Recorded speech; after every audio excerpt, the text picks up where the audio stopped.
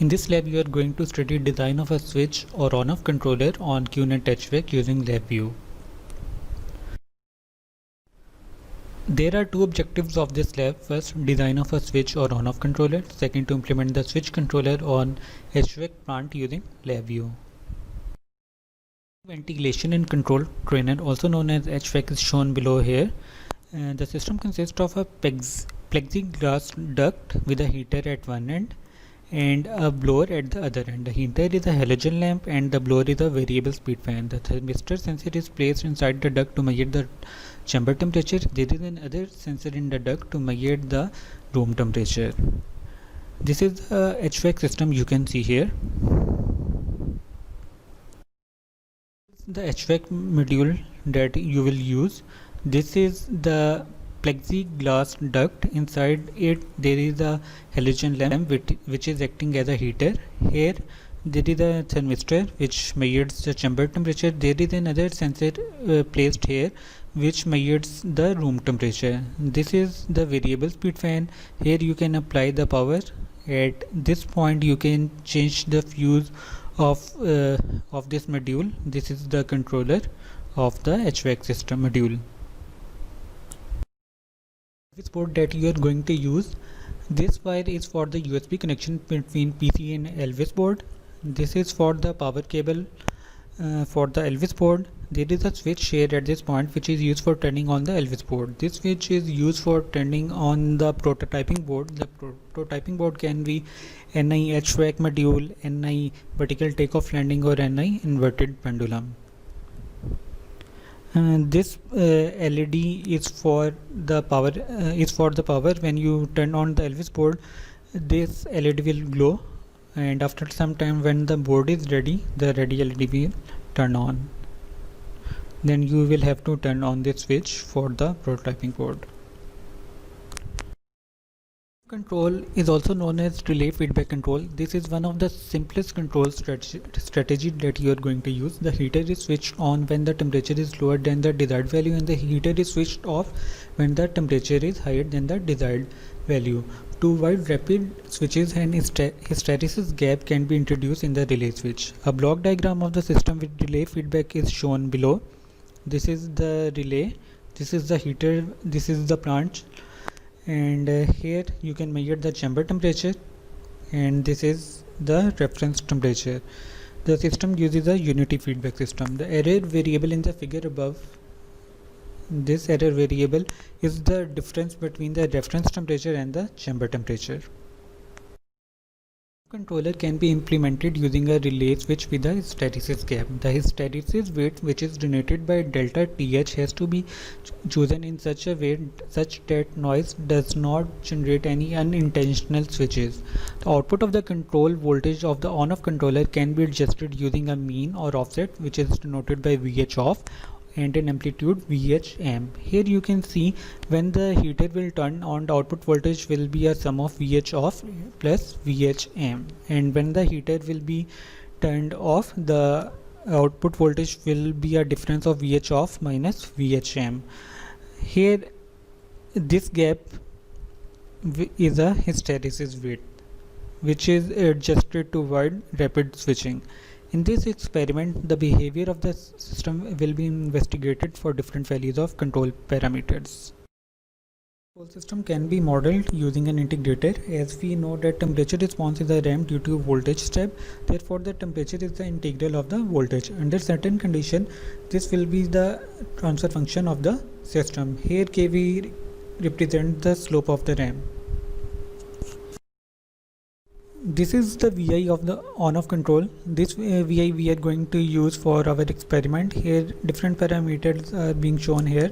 You can see here this is the chamber temperature, this is the ambient temperature. Ambient temperature is basically the room temperature. Here you can generate the reference signal by using these parameters. This is the VH amp, this is the offset or mean, and this is the hysteresis gap. Here you can get the temperature response, and this is the heater voltage. Here from this button you can turn on the heater, and using this button you can stop the VI, and in order to run the VI you have to press this button. This is the front panel of the LabVIEW, and there is also a block diagram in which all the coding is done. In this experiment you don't have to do the coding, just you have to run the VI and analyze the system behavior by changing the different parameters. Okay, now let's move on to the lab tasks. To begin with the experiment, our first step is to interface our prototyping board with the Elvis board. Let's see this small demonstration how to interface the HVAC module with the Elvis.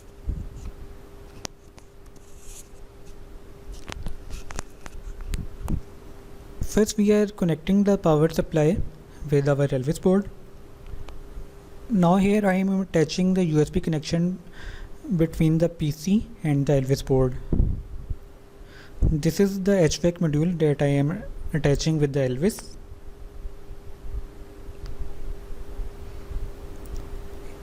Now I am powering up this HVAC module with a 12-volt power supply. Here I have turned on the Elvis power button. When the ready LED is on, you have to turn the prototyping board on button to turn this board on. This is how you interface your HVAC module with the Elvis board. The first lab task is the calibration of the sensors. As you know that there are two sensors attached. One is for measuring the room temperature, and another is for measuring the chamber temperature. So in calibration, basically we align our chamber temperature according to the room temperature. Now let's see this small demonstration how to run the VI and how to calibrate the sensors.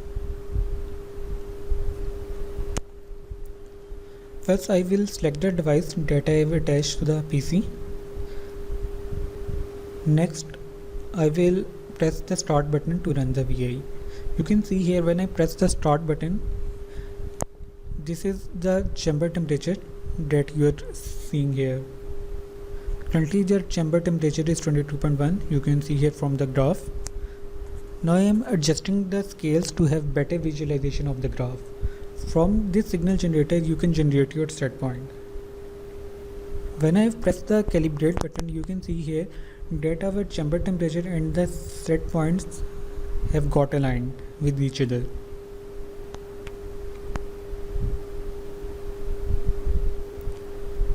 You can press the heater off button to turn on the heater, and you can see that our chamber temperature is rising. This is how you calibrate the VI and your sensors. Relay control. In this task you are going to observe the effect if you change different parameters of the system, like varying the offset, varying the relay amplitude, changing the relay mean, and changing of relay width. First I am going to vary the offset and observe its effect. Now let's run this video.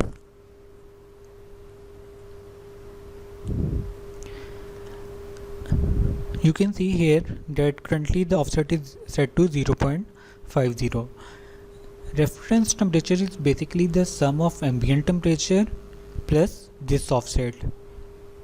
You can see here that currently the ambient temperature is 22.8.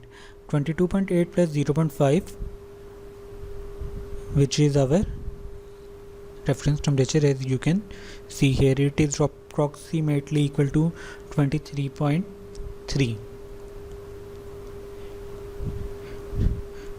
Now let's see the effect of changing the offset. As I am changing the offset, the reference is also increasing. So as you know that our reference temperature is the sum of ambient temperature plus this offset. Currently our ambient temperature is 22.8. If we add 1, the reference temperature should be 23.8. You can see here our reference temperature is currently at 23.8. This is the effect of the offset on the reference signal.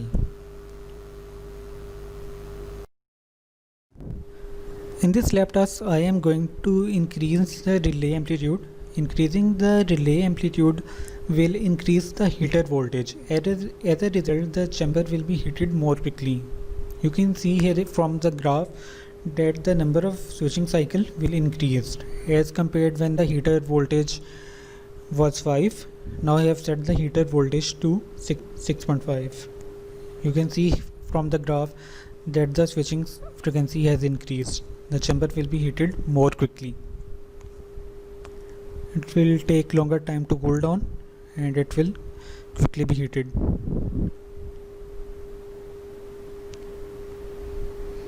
You can see the behavior from the graph.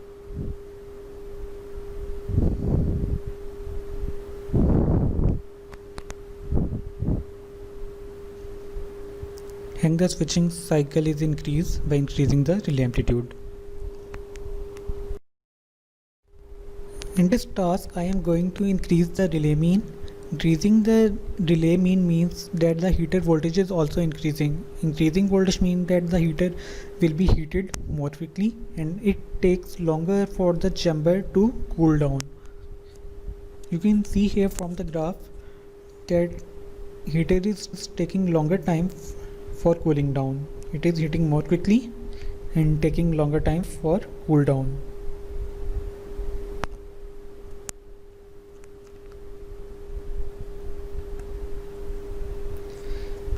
Hence the frequency of switching is decreased as the system is taking longer time to cool down.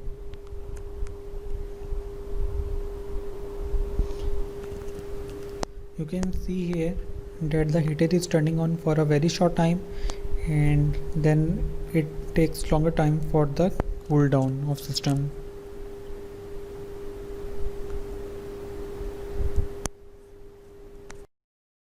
Observe the effect of delay width or changing of hysteresis gap. At a smaller hysteresis gap, the switching will be higher. The lamp will turn on and off at higher speed.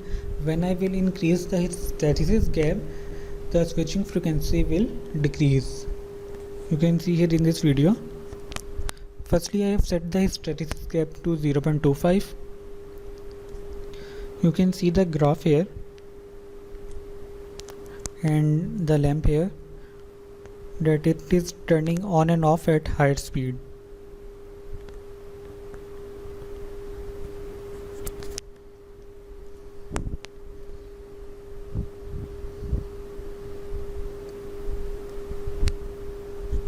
You have seen that suddenly the lamp turned on and suddenly it turned off. I am increasing the hysteresis width. Now observe the switching speed.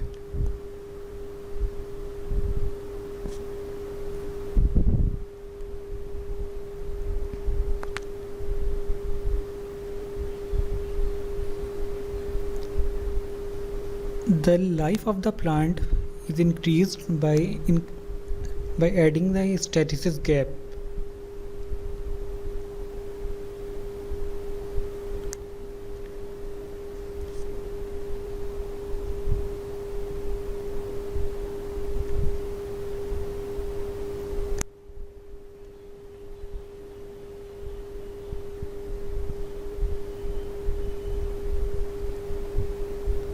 You can see here that the slope has increased.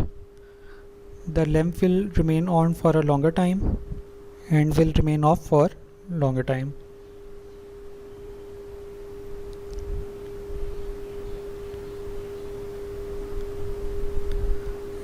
You can see here there is no fast switching when the hysteresis gap is high as compared when the hysteresis was low.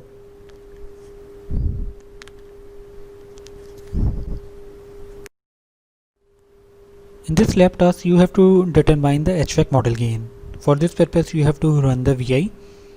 Here you can see I have set the relay amplitude to 4, relay offset to 4 and hysteresis gap to 0.5. Using this formula, you can find the model gain. Model gain is represented by Kv. Delta T is the change in temperature, delta T is the change in time, and delta Vh is the heater voltage. You can see that the heater voltage is 8 and change in temperature and change in time you can find from this graph.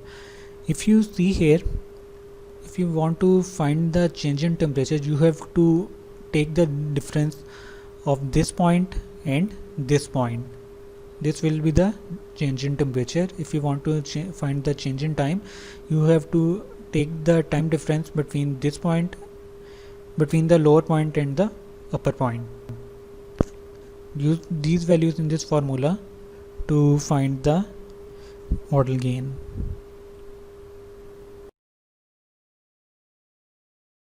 Manual for the post lab task, you have to attach the post lab results in the report.